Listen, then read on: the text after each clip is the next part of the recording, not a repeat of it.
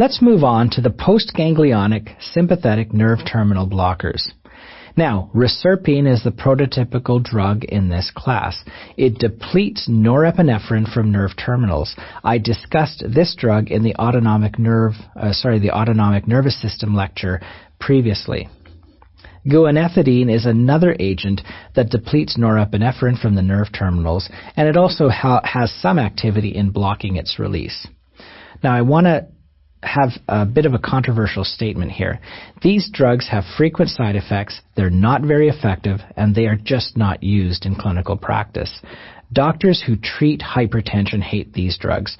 I have a very large hypertension practice. I have not used reserpine in probably 10 years. We rarely think about these medications.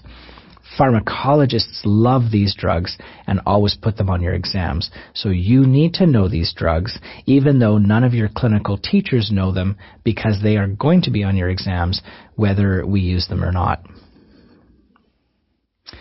Monoamine oxidase inhibitors actually do have some blood pressure activity. Remember that MAOs cause a false transmitter. They do cause lowering of blood pressure.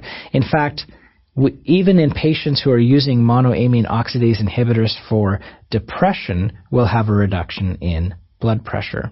In fact, if you take a look at your psychiatric medication lecture and today's lecture, you'll see that I stole this image from the psychiatry lecture.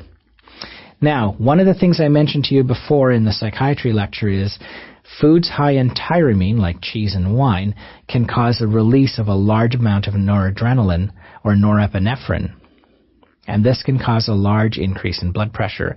Have a look at that other lecture in antidepressants, and you can see how that works.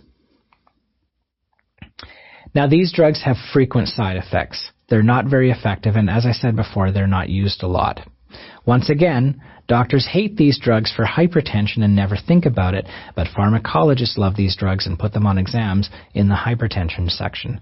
I'm not going to say that about its use in depression, because in depression we do use them more than we do in hypertension.